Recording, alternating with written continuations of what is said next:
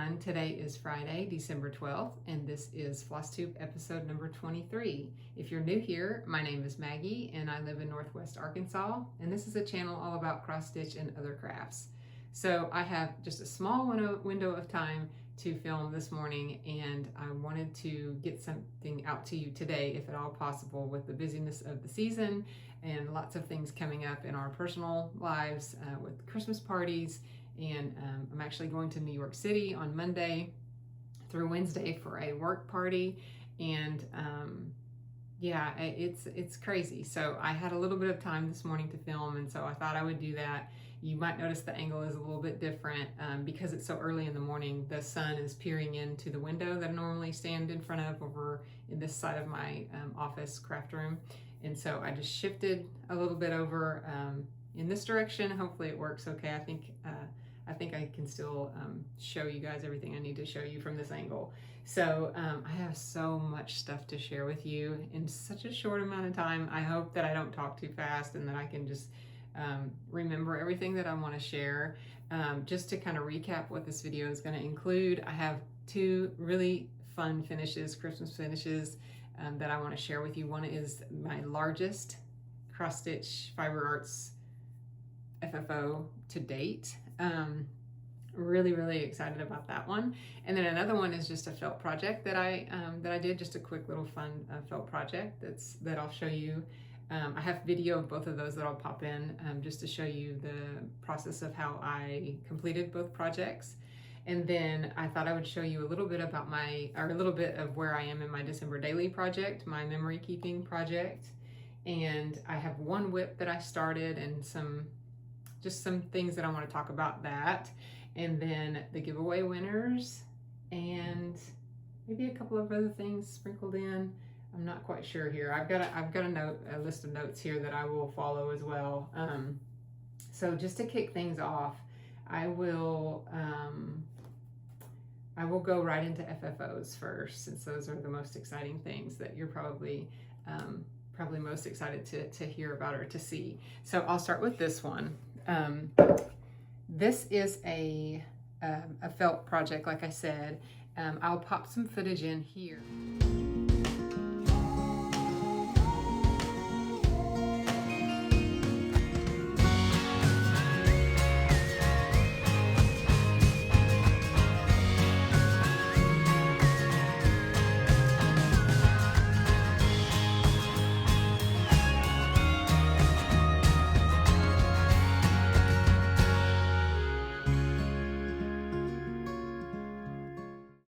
The felt chains that I made. I found just two packs of each color of the felt sheet, just in sheets, on Amazon, and ordered those really cheap. And then I just, like you would make paper chains, I just cut strips. And the tool that I used is this really awesome thing that I found online. I got suckered into a Instagram ad, and I absolutely love this. I loved it for this project, and I can't wait to really dig in and use it more. This is called the Stripology, I think. Stripology XL ruler. It's designed by Gudrun Erla. Let me see if I can get the information for you.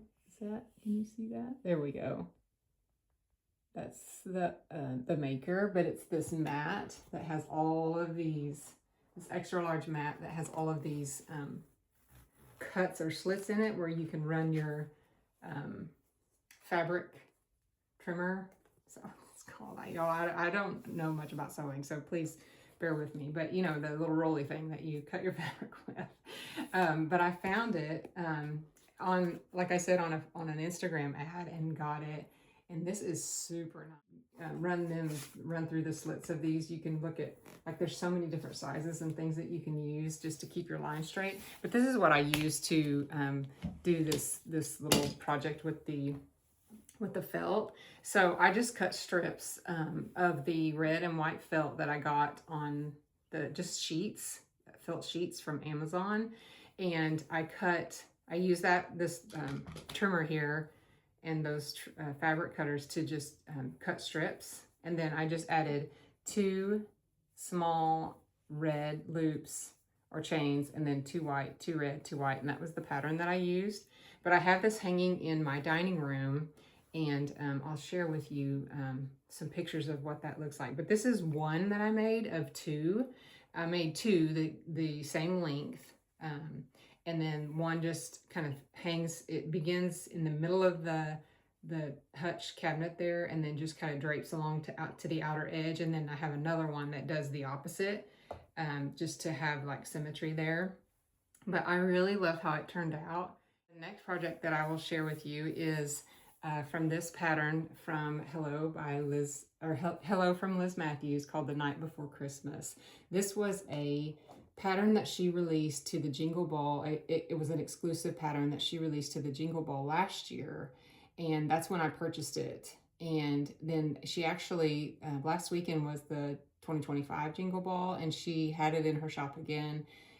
There's a video out there that she recently published or uploaded where she talks about this. She shows her finishes. When I saw it last year, I knew that I wanted to finish it on a much larger scale, because I have a lot of like Santa themed things in our house at Christmas time, but in our living room primarily we have everything is red and white, and I really like to bring in Santa Claus in my theming. And so I shared with you guys in my last Flosstube the painting that I have up there of Santa Claus and some other things, and thought that this would be just beautiful, stitched up on a really large or very small fabric count. I used 6 count fabric, Aida cloth that I got on Amazon of all places, and I stitched it with six strands of the 310 DMC floss folded over to do the loop start method. So it was a total of 12 strands of floss that I used to stitch this thing. It was a beast of a project just because of how awkward it was to stitch, but it stitched up relatively quickly, I guess, but it was just like an arm workout. I was pulling that thread through. I talked about that in my last Flosstube too. I'll also pop in some footage here that you'll see where I was stitching it. In the last 2 days that I stitched on this project, I stitched just as fast as I could to try to finish it. With the busyness of the season, I knew that I had a very small window of time to really devote to that project, and I really, really wanted to see it finished and up on the mantle this season. So for 2 days, I stitched probably, I think I stitched the last 2 lines here and the first 2 or 3 lines up at the top in like 2 nights. And then the third night, or the morning of this, after the second night of stitching, I woke up and I had a Charlie horse. I felt like my arm was going to have a Charlie horse in it. Like my tricep hurt, my bicep hurt, and it was this arm, the stitching arm, my right arm.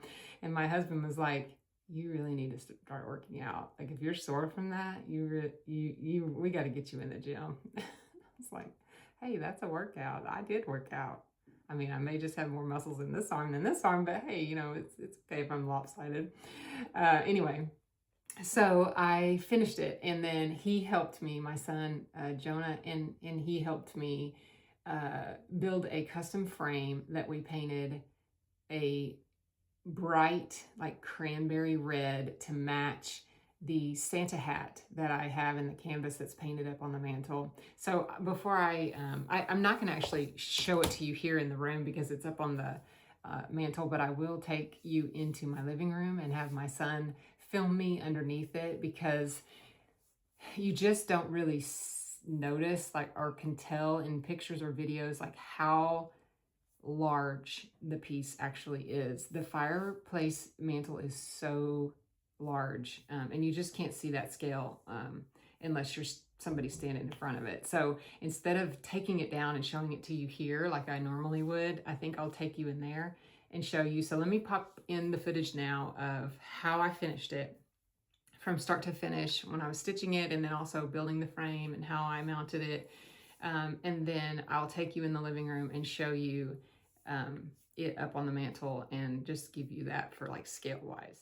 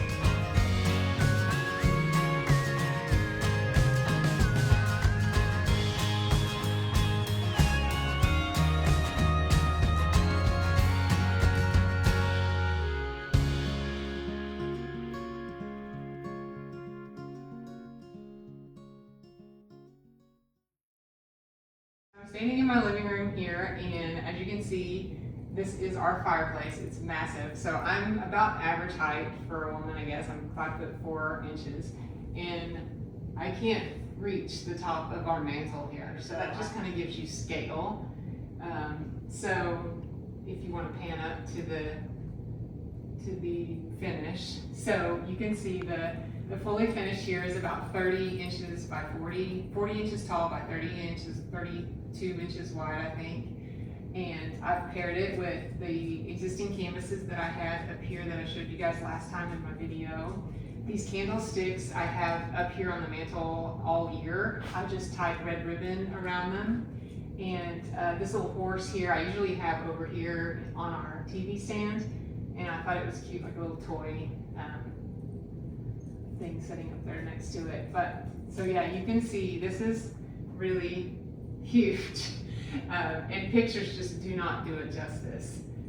But I'm thrilled with how it turned out. I love that it's just this huge focal piece on our mantle, and it just ties in really nicely with our theme. You can also see our tree here. It's 12-foot balsam hill red spruce slim tree, also decorated in red and white. So I just kind of tied that theme in over here on the fireplace. Typically I haven't hung these stockings in many years because my oldest now has a significant other and 2 kids, and I just felt bad that they didn't have stockings, but I pulled them out of storage and hung them, and I think they just tie in perfectly with the poem, the words in the poem. And now I'm actually motivated to maybe make some quilting stockings and have one for everybody. So that maybe is a project for next year. But anyway, I just wanted to show you the project here with me standing in front of it so you can see the scale and what it looks like finished. So isn't that incredible? I can't believe that it looks as great as it did. Like I had a vision for it to be stitched, like I said, as large as possible. And 6 count fabric was the smallest count or the largest fabric that I could find to stitch it. And so I was just kind of going in blind. This is the actual 6 count fabric that I use, some of the fabric that I used. Realize that scale, like something this large, like I had no idea how big it was going to be. So I'm pleasantly surprised that it was like perfect. That's how it turned out. So one thing that we are going to do that I haven't mentioned on Instagram, if you've already seen all of this stuff on Instagram, if you follow me over there, and over there, if you don't know, I'm home.on.the.ridge. So here I'm homemade on the ridge, there I'm home on the ridge. Or if you do follow me over there, then you haven't heard yet, because this is the first time I'm talking about it. But I think the way I finished it before, typically you would lace something like that, like lace a large stitch piece to something, to your backer board or whatever.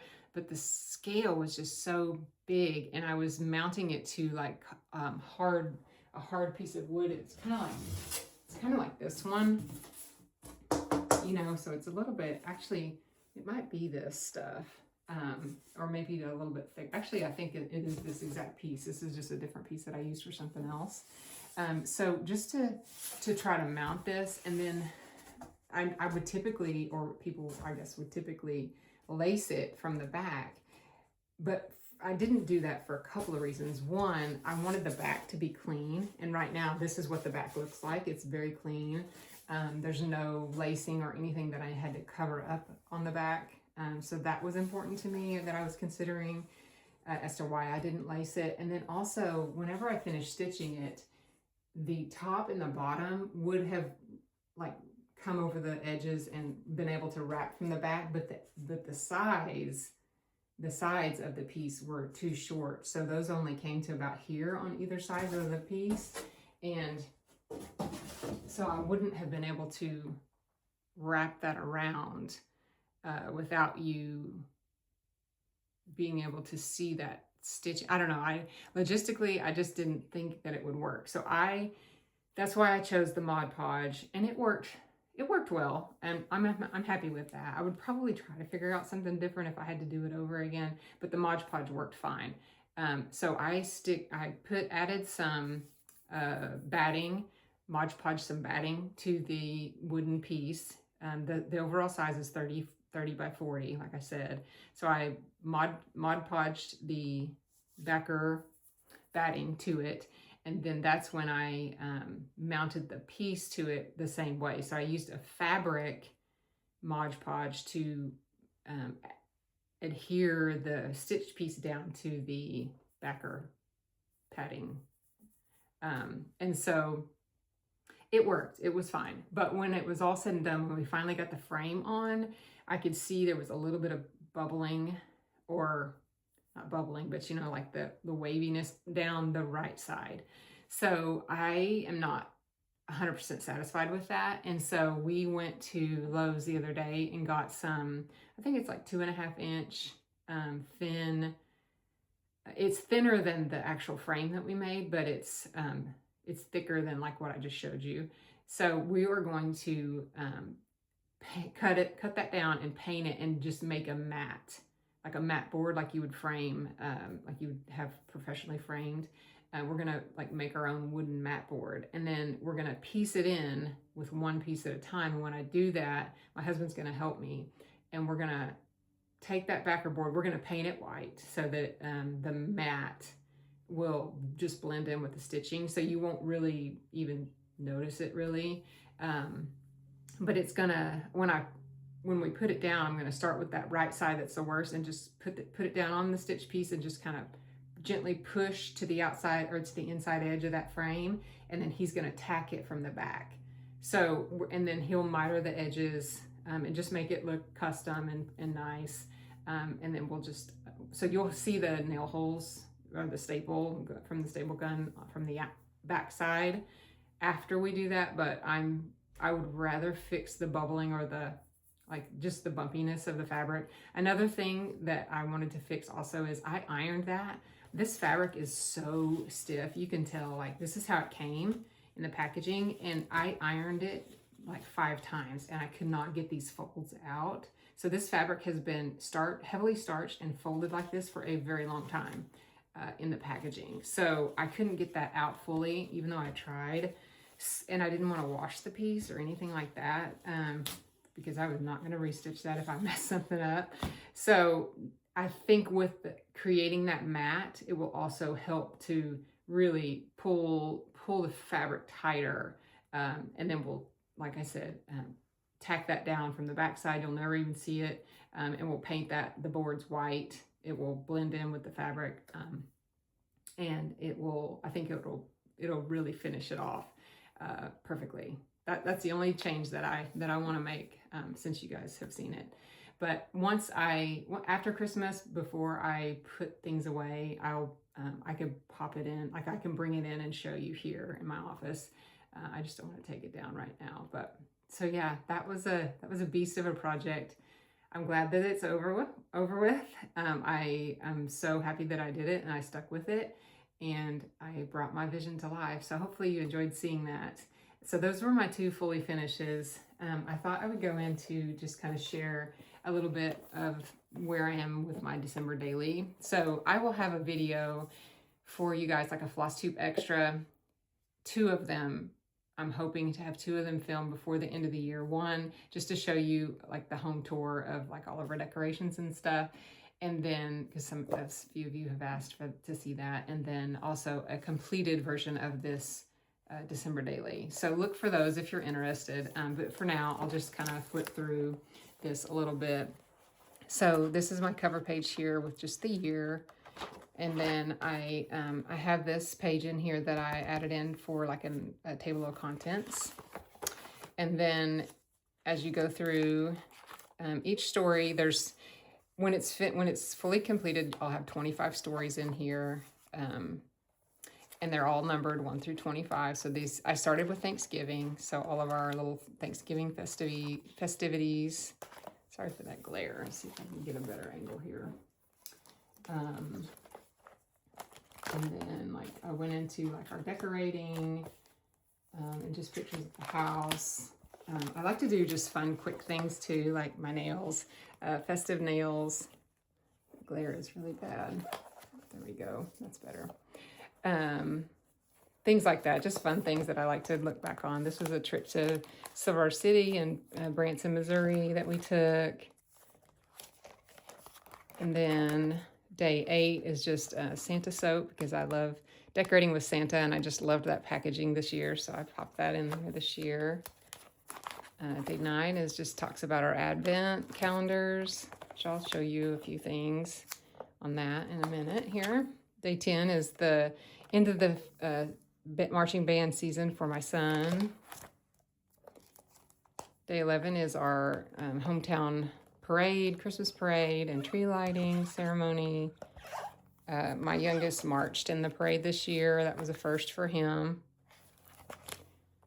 And then the day 12 is our trip to Santa Claus, Indiana.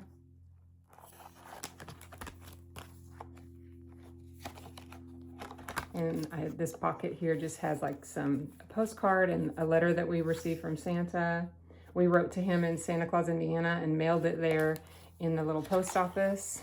There's me sitting at the desk writing the letter. Here's our letter. And then we mailed it in this little post office mailbox, and he wrote us back. So that letter is in here in this pocket. I'm working ahead in my album so that I can finish it by the 25th. So day 13 is my husband. He won his office Christmas party's ugly sweater contest. Here's our Christmas card that we sent to family and friends, and just pictures that I included in the card.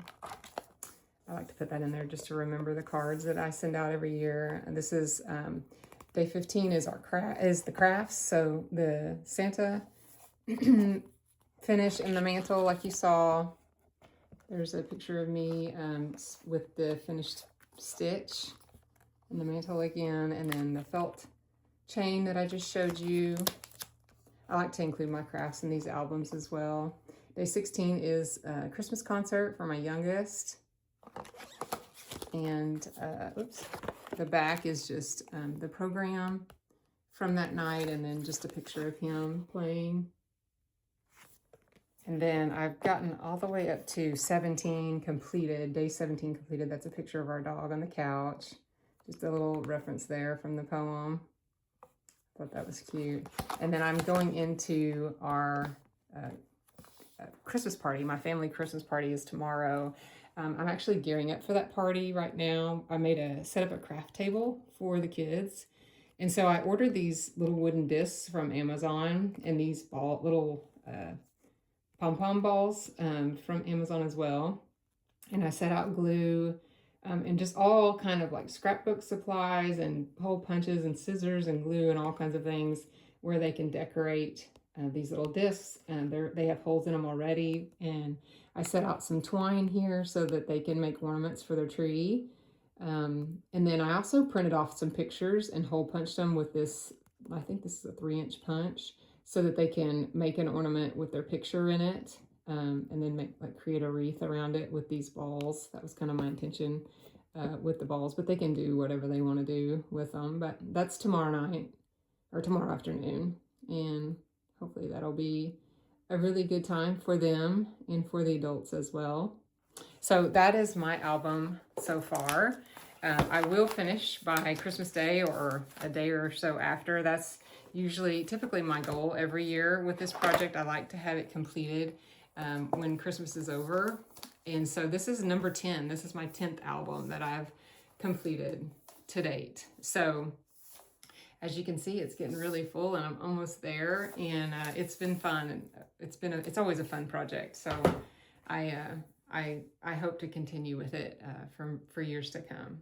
So with that, I will share just a couple of things I got from that I've gotten from the Advent calendars. So I am actually doing the Stitchy Box Advent, and I've gotten a lot of these like silk floss strands. So I thought I would just share it with you. This one is, I'm not even going to try to even pronounce this name of this floss, but it's a pretty yellow color, like for stars or something like that. And then this one is a Gentle Arts limited edition thread. That would be good. A lot of these are like Christmas themed. This one is caramel, I think, maybe. This one is mulberry, really pretty, deep red. This one is succulent, really light green color. This one is Gentle Arts as well. It doesn't have a name. It says limited edition, but it's a nice deep brown color. Actually, it's variegated with the green. I don't know if you can see that or not. There's like green in it. It's really pretty. And then this one's called Jingle Bells. It's a limited edition. Very cute. And then some trim, just some finishing trim. So it's not always thread. I've actually, one day I got this little wax, thread wax, I guess, that it's Santa, which is really cute. And then I also, so this one, that one is called the Stitchy Box. And this one, here's another pattern from that as well that I've gotten. So far, this was day 10. It's a cute little snowman pattern.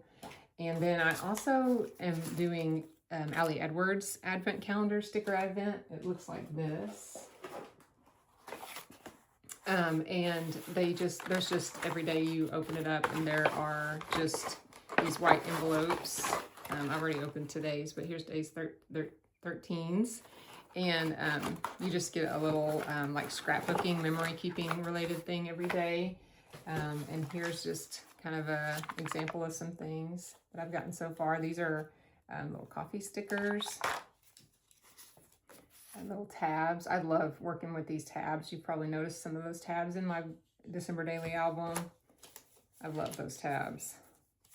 Here's some alphabet stickers. And these label stickers, some number stickers, and some more label stickers. So it's just stuff like that. It's really fun, and I love to incorporate these into all of my memory keeping projects. So Advent has been super fun this month as well. So I will go into my whip. So if you guys follow, if you don't follow my friend Emily over at Shady Grove Stitcher, you should. Her videos are awesome and she's so fun to watch.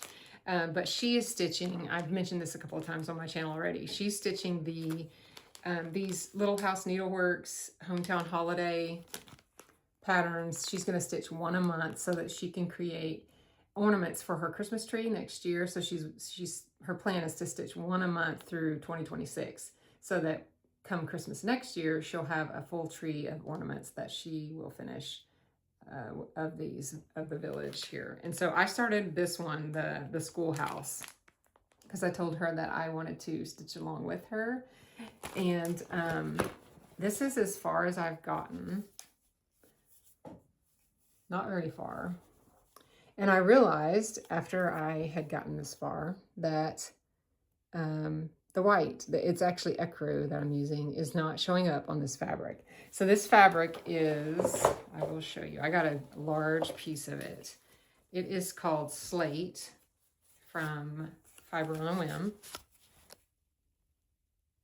And it's a really pretty, like, I thought, not too light, but it's too light. Mottled like gray blue color. So I'm going to stick with this fabric, but I'm gonna have to pause on the project and try to dye it a little bit darker. And so I found this Rit dye at Hobby Lobby in this charcoal gray color.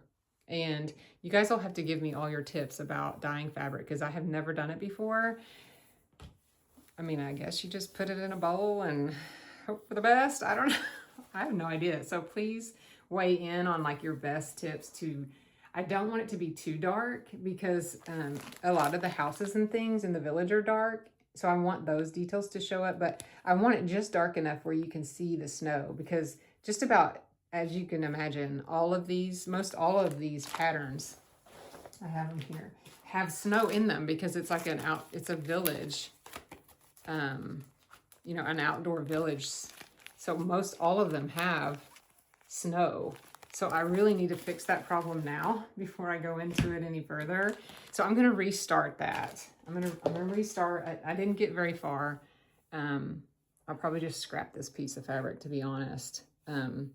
It shows up really well, like when the color's around it, but you can tell like that snow is not going to show up very well. So I'm going to dye this fabric, and give me all your tips on dyeing fabric, and I will let you know how that turns out. As soon as I finish that, I will restart.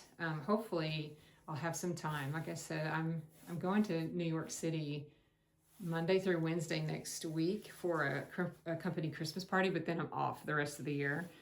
So I'm hoping to make a lot of progress on that project after I come back. So yes, please weigh in on the best way to do that. And I will hopefully make some progress on that to show you the next video.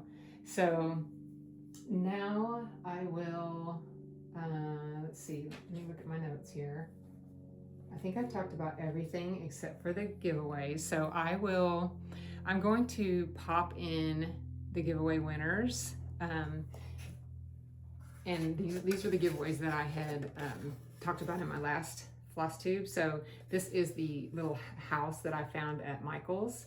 So I will pop that winner in right here. And the second giveaway that I offered in my last video is this very large piece of 6-count Aida, white Aida that I got. I had gotten 2 and only used 1 for that large project. So you will win this fabric, the pattern. I'm going to pass the pattern along. So it's Liz Matthews pattern. You will win the remaining 310 black floss that I had bought a lot of the black, the 310 black floss to finish this project. And so you'll get that floss. I'm going to include the needle, a needle that I used. It came in a 3-pack, so you can have the extra needles, the fabric, this pattern. That giveaway winner will be popped in right here. So I hope you enjoyed this episode. It's a really fun time of year for crafting and just holiday related things in general. We're having a great time over here. It's just super busy.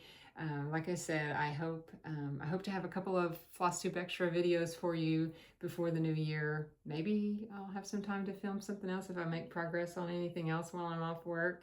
We'll see. But hopefully you all are doing well and enjoying the holiday season, and hope you get lots of stitchy time and crafting time and just time with friends and loved ones. I'll see you back here next time. Bye.